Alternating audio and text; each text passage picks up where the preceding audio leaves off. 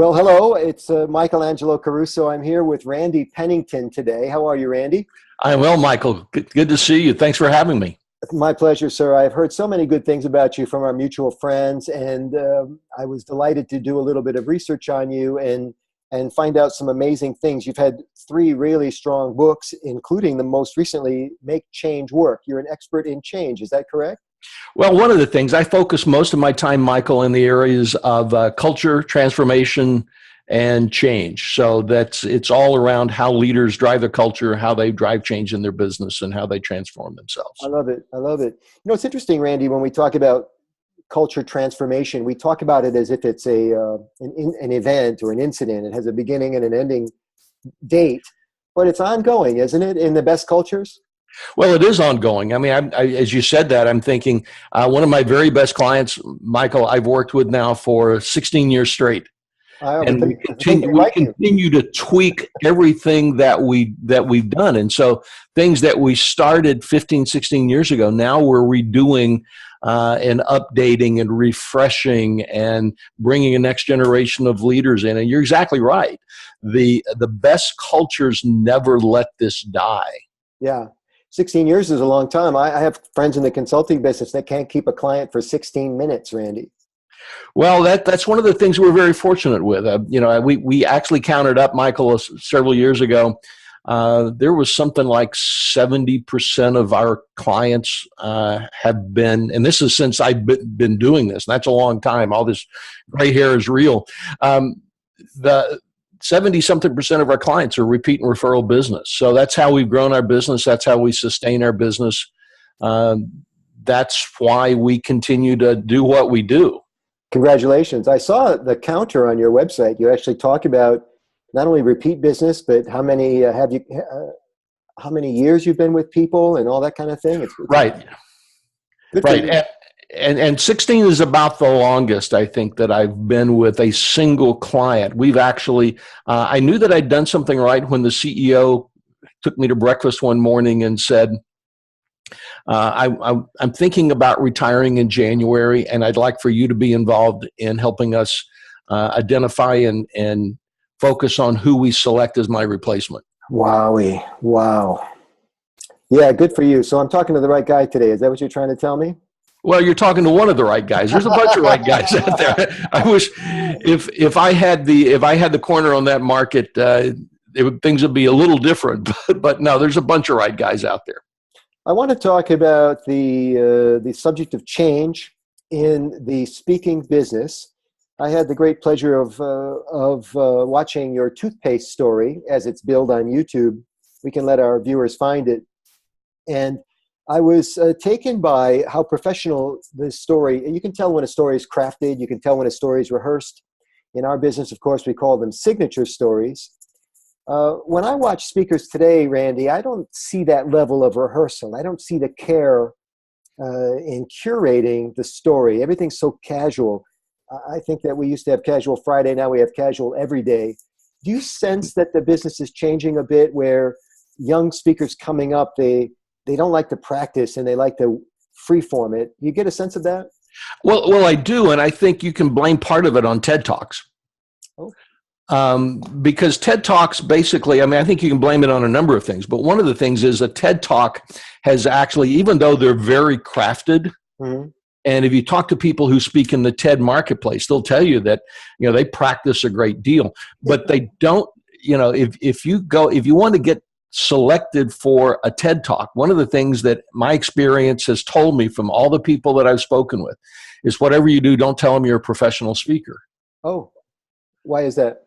Because they don't want that level of polish and they want it to feel like a conversation.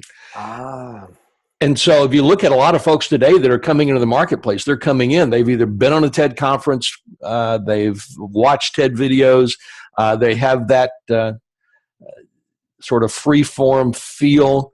If you look at some of the people, and some of my very favorite people in the marketplace today don't really sound that polished. Gary Vaynerchuck, for example, doesn't sound polished at all. You can't come up with that many F words in a polished presentation. But the market has changed a little bit, But there's still a place for that polished signature speech story that is going to elicit the response every single time. Yeah, so you make a great point. Let's dig a little bit deeper. So when I talk about rehearsal, I think we would both agree that it's really important for any speaker, whether they're casual or formal, to be authentic. And I think the trick is to be rehearsed without seeming rehearsed. One of my top friends that has done TED Talks said that most people are surprised to know that there's quite a bit of rehearsal, like dress rehearsal with TED for lighting and camera purposes, timing purposes. I found out recently, to my horror, that Terry Gross's program on Fresh Air on NPR is highly edited. And that crushed me, Randy, because I thought she was that good, that we were just getting the interview as it rolled off her tongue. Not so. So it turns out, like in most finely crafted professions, the people that do it well make it look easy, but it's like those ducks swimming with their legs under, paddling really hard under the water. We're putting a lot of work into it to be natural and to be authentic. Absolutely. And you're exactly right. I mean, one of the things that I hope that comes across in the toothpaste story and all my presentations is, I know what I'm going to say, but I want it to feel like it's the first time that I've said it. You bet. And I think that's where a lot of people have rebelled in the speaking industry over the last several years. Is there was a feeling that certain speakers were always canned, that motivational speakers were canned. It's the same speech every time, and so you want it to feel like it's the first time that you said it, even though it's not. That's a real key to the storytelling today. You bet. And it's not just, I think sometimes we just fall to our own human nature. If you do something 1,000 times, it's hard to seem like you're telling it for the first time. Kenny Rogers has announced his retirement. Did you hear? I did. And I saw some clips of that last show. Okay. So, you can't sing The Gambler 1,000 times and make it sound like you did on the recording. Eventually you're going to start cheating. Your heart's not in it. You're not feeling good on a particular night. You're 20 years on, whatever. It is not easy to replicate. And, let's cross-pollinate to another industry. I work a bit like a comedian. Maybe you do too. I work in bits. So if I'm telling a bit or a joke, and of course we always say in the speaking business, if you're listening at home, never tell a joke, always tell a funny story, because no, you can't tell a joke. It just jokes have their place, right? That's right. And well, for me, when I say I'm going to tell you a joke, it creates all kinds of pressure, right? I have to be funny now. The audience has to laugh. If I'm not funny, that's going to be a fake laugh, which is an artificial relationship. So there's all this other noise associated with it. But when I work in bits, like a comedian, you think about a comedian that goes on tour and does the same 20 minutes every talk show, or 40 minutes in a club. He's telling the same jokes, maybe a little bit of new material every night, but he's got to tell those jokes as if he's telling it for the first time. And if he laughs at his own jokes, it's got to be sincere. It's got to be authentic. You do. And I think that's the hard part in the speaking industry. Everyone talks about authenticity. I was on a panel of speakers a few years back, and everyone looked at me like I had three heads, because one of the questions was, what's the most overused phrase that you hear in the speaking industry? Yeah. And I said that you have to be authentic. Yeah. And people looked at me like, what? And I said, truthfully, the audience doesn't want you to be authentic in the moment. They want you to be authentic in the very best day of the very first time when it was fresh. They don't want you to be authentic in, I got to the hotel at 3 a.m. this morning and then I have at 7 a.m. sound check. They want you to be like on. They want you to be good. And so is that authentic? Yeah, they want to see your best authentic self. They don't want to see the mixed up hot mess that you are this morning. So That's right. That's good. For those of you listening, we're talking with Randy Pennington, and they can find out more about you, Randy, of course, in lots of places online, but most especially, I think, at your website, randypennington.com, correct? It's actually penningtongroup.com, but yes, but you can find more things than you'd ever want to know there. Well, I certainly enjoy talking with a veteran of the business, because your perspective, especially when we talk about change, how many things have morphed, with every decade that goes by. You were probably in the business before, and I don't mean to be overly dramatic here, before the internet was invented. Yeah, I was before the internet. Well, no, not before it was invented, but before everyone certainly had it at their disposal. I remember getting my very first website. I had one of the very first speaker websites out there in the early 90s. Yeah, yeah. We've referenced other industries a bit. Let's talk about music. You said you have a background in music, or you something? I do. I'm an old, frustrated musician who played, for a while. I played in a band at Six Flags, and I've done a number of other things. But there's a huge, if you'd ask me at 15 years old, what do you want to be when you grow up? I would have said, I'm pretty sure that once John, Paul, and George know that I'm out there, they'll fire Ringo and hire me. And that didn't happen. No, it didn't happen. I guess they never met me or something. But it turns out, there are a lot of, it's like the speaking industry. There are a lot of great people out there. Yeah, yeah. We had referenced offline the kind of parallel with regard to change that's happened in the music business and in the speaking business. I too came up through the music business. I was in a band with my brothers. I played bass guitar, not drums. And we opened for acts like Rick Springfield, Corey Hart, Joan Jett. And it was interesting because we had to capture people's attention in about 3 minutes. And of course, as a musician, that's the average length of a pop song. There's a bit of that going on in the speaking business too, especially with YouTube and especially with TED Talks, this idea that you better rope people. You're from Dallas, right? You better rope the steer pretty quickly. Right. When you get people's attention. You talked about Gary earlier and his patented technique of the F word. And by the way, you must admit, as informal as the guy is, he's captivating. I've never heard the F word used as every part of speech. Noun, verb, adjective, adverb. He gets them all in there, doesn't he? Right, yeah. He ought to do a program on creativity, really, if you think about it. And the young people, which I think he plays a lot to the 20 and 30-somethings, they love this casual style. What's your take on this first impression and getting people to connect, like, say, in the first 15 seconds? Do you have a theory or a dogma about this? Well, I do think that the audiences today, first off, they want you to get to it much more quickly than they don't want the, hey, thank you for letting me be here and thank all the people on that, no, it's very quick. You have to get into it. And I want to be into it with something valuable, a key point within about the first 60 to 90 seconds. You bet. And I'm aware of this too, which is why in the interview today, again, for our friends in the speaking business who are learning and becoming better themselves, you notice at the beginning of this interview, we didn't cover where I am today, where you are today. I didn't talk about your credentials right away. We didn't give your website right away. The important thing is to get into the content, get people engaged, and again, to cross-pollinate to another industry. Do you remember the great Elmore Leonard, the author from Michigan? Yes. Screenplays, TV shows. He wrote a book one time on writing, and one of his rules was never open with the weather. And his theory was there's plenty of time to talk about the weather once you get into the chapter. You don't have to open with it was a cloudy, gray day. It's just not that interesting.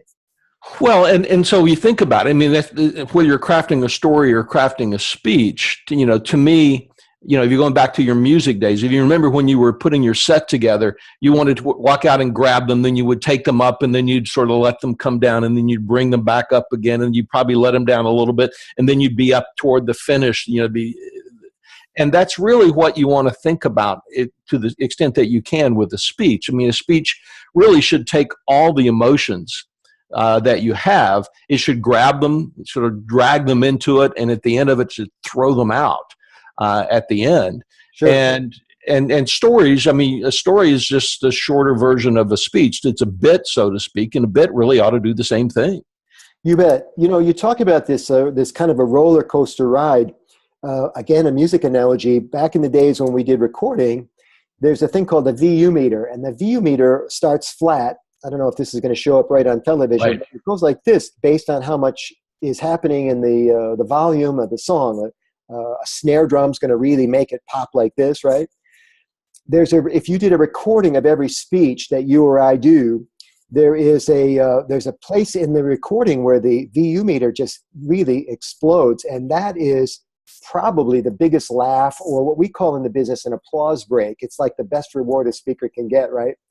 And so our goal is to try to, it's almost like orchestrating, if you can, in advance, that roller coaster ride. When do you take people down into that thoughtful, pensive moment, the lesson, and when do you bring them back up again and give them the entertainment? Do you do that when you craft your speeches and your messages? I do. One of the guys that I had the chance to spend a little time with early on in my career, he was one of the legends, one of the original founders in this business of the people who were making it, a guy named Bill Gove. And Bill Gove has since passed away a number of years back. But Bill always had a philosophy: is make a point, tell a story. Make a point, tell a story. And it's point, story, point, story. Now, if you think about it from a comic world, it's set up, punchline, set up, punchline. And, when you think about from crafting the joke, if you will, the longer the setup, the punchline has to be so much better. That's right. If you have a long setup, you better have a killer punchline. Yeah. Well, it's the same with the speech. I try to think about, what's the point? And so when I actually create the outline of my speech, I will look at, here's the point. Now, here are the 3 stories or the 2 stories or whatever that I can tell about that. And I've ranked them so that I know that if I'm short on time, this one, A is better than B, and that type of situation. And then I actually go through with looking at every single one.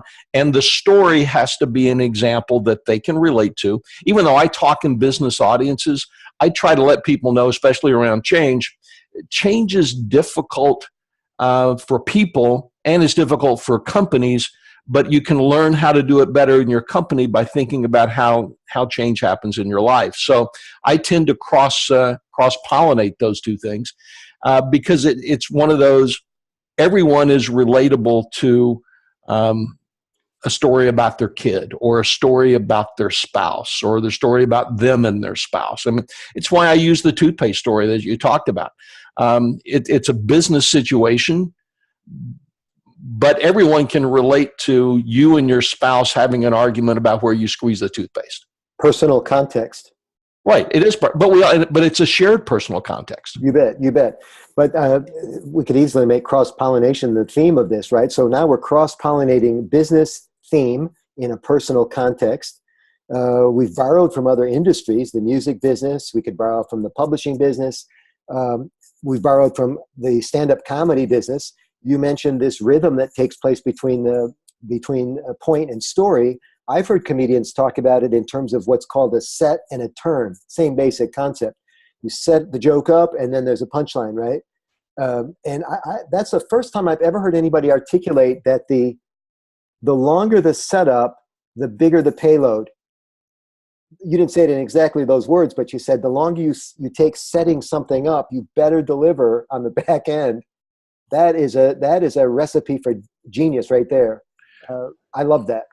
Well, and if you think about it, the toothpaste story is a great example. There are about 3 or 4 laugh lines, big laugh lines in there. Yeah. But the setup, it's fairly lengthy on the front end. Yeah.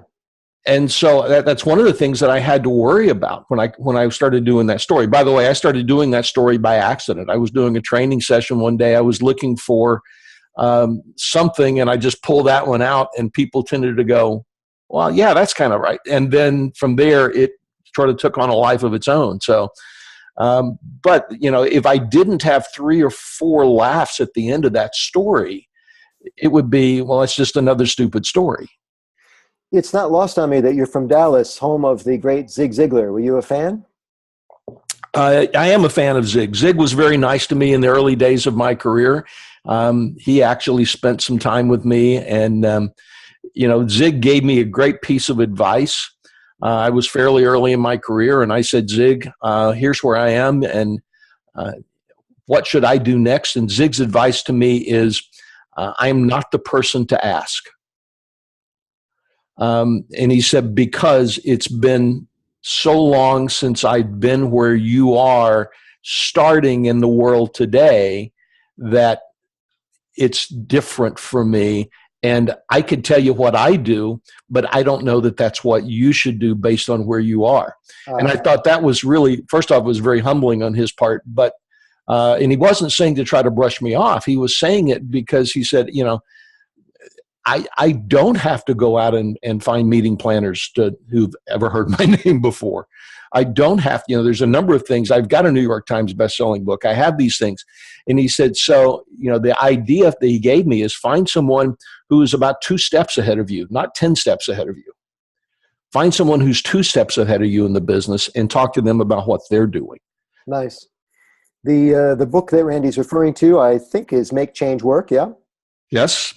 And so you want to make sure you check it out at penningtongroup.com or find him on Amazon or someplace. We'll close with another Zig anecdote. Zig, of course, is lost to us now. He's gone. But I love this guy, and he was one of the old masters, man. He was a craftsman. And one of the things I remember about Zig is that he would tell these long, involved stories. Remember when he would go down to the knee? The one knee. There was a different version of take a knee that we know today, but he would take a knee and he would mime the water pump. Remember that?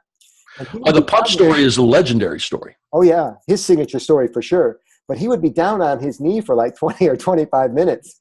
And he'd go off on all these little side stories and tangents. I'm talking about this long, long set, this long, long point before he gave you the punchline. And when he finally stood up, it was almost like for sure it was an applause break, often a standing ovation. Because a lot of people were wondering if the guy was ever going to be able to get up again.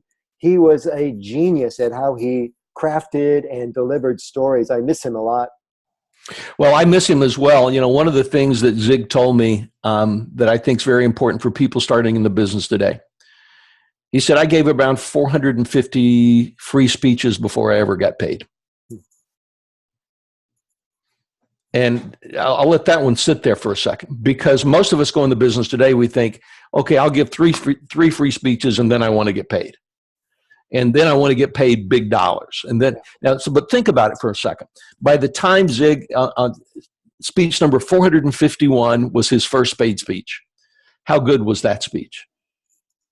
I'm betting it was pretty amazing because he'd had the stage time. And you've come at it from a comic standpoint, certainly the music industry. There's nothing that can substitute for stage time. Nothing. Not rehearsal time, stage time. That's exactly right. Although, let's be clear, we are recommending rehearsal before the stage. Absolutely. Absolutely. I mean, I go back to when I was playing at Six Flags. The group that I was playing with, we spent 4 hours one night, 4 hours on 8 bars of a song. Yeah, wow. To get it right. Yeah. Now, on the other hand, we did 8 shows a day. And we did 8. And by the time we had been there for a month of doing 8 shows a day, that show was amazing. That was your 10,000 hours. It was, in essence, that. So, I mean, yes, you have to rehearse, but there's still the spontaneity that comes within. Once you've rehearsed, the spontaneity that comes there, it's the same with the speech. I can play with the toothpaste story or any other story that I do because I've done it enough that I don't have to worry about thinking what's next in the story. I can focus on the audience. Beautiful. Randy, it's been such a pleasure talking with you today. I hope we get to do this again sometime. It's fun, Michael. Thanks. So if you want to know more about Randy, it's Pennington Group, PenningtonGroup.com. The book is Make Change Work. Randy, it's been a pleasure. We'll see you on the speaking circuit, and thanks for keeping the bar high in our business. My pleasure, Michael. Have a great day. Thanks. Thank you, sir.